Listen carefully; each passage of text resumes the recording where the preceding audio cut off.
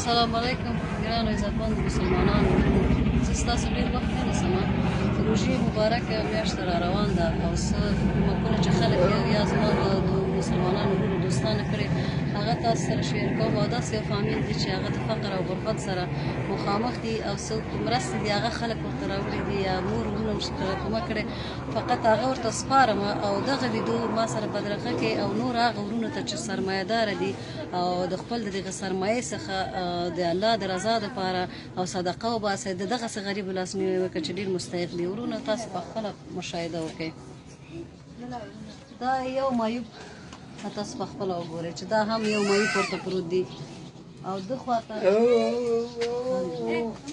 او دا هم بسته مکمل فامیلی ده چې د دغه خورکې او څو خبرې اورو. خورې زه څه په لنډه ډول ووایه چې دغه ستا دغه ماشومان دغه اولادونه دوه معیوبین هم درسره دي، دغه دا څنګه هغه کوئ، څنګه یې ساتئ دغه مشکلات د ژوند که د دغه ورونه مشکلات دی نو ډېر ماشومان راوځي خپله ګوري څپلقې په خپو نه لري، جامې نه لري، اختر راغی د کور سودا نه لري، د کور خرچه نه لري، نه چی لري، نه بوره لري، نه خله. بس هېڅ هر مشکل چې وي موږ شته، نه پکۍ لرو، نه سوری لرو، نه خبره خلک کولرې سولرې لري، موږ هېڅ شی نه لرو، هېڅ نه لرو. دغه ماشومانه مکتبونه به څنګه کېږي؟ مکتبونه ته ځي مکتبونو ته دغلته مکتب ته ځي، ملا ته راغله، ملا ته مو لېږه، ملا چې ویل سبق ته ورکوو ته یو څو ورځې، بیا چې پیسې هم فیس هم ورنه کړو، ملا وشړل د خپل د کور هغه نصب مدرسې نه وشړل. ښه ګرانو ورونو تاسو په خپله قضاوت وکړئ. ته ودرېږه بچیه، ودرېږه بچیه، ودرېږه شابسې.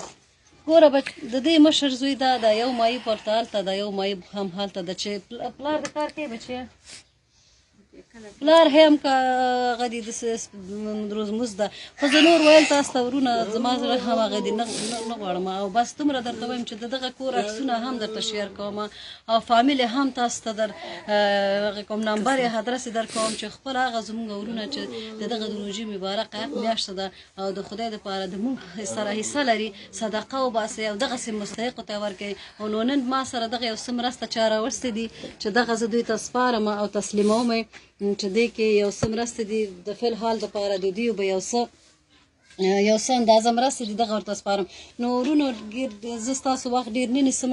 یوه بله خور ده چې زه تاسو ته هغه هم در ښکاره کړمه، ډېره زیاته وبښئ چې کم شي. تاسو په خپله د دې ژوند د حالت وګورئ. دا وګوره دا ما معیوبه ده. خورې ته په لاره نه شې تللی؟ دا هم یو معیوب ده. تاسو په خپله فکر وکړئ. ښه د موږ نه څه غواړې خورې؟ تاسو سره څه باید وشي؟ تاسو نه دا غواړو چې خدای نه غواړو، تاسو نه غواړو، کومک غواړو. پکۍ نه لرو، ګرمي دی، ګرمي راغی، دغه کلمالک پروت اسو، ډېر ژوند مشکل کوي. بس دغسې خلک سره ورونو د نو ورونو او خویندو ډېره زیاته وبښئ. زه ستاسو ډېر وخت نه نیسم، بیا هم ځکه چې ډېر وخت دی.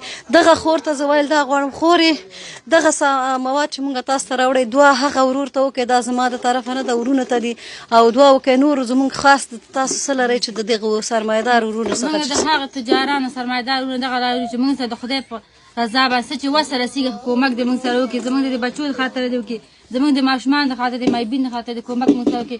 پاک پروردګار د هغې په عمر کې برکت واچوي، هغې په دنیا او دولت کې برکت واچوي. موږ دغه خواهش لرو چې زموږ خپل د وس په کومک کې موږ سره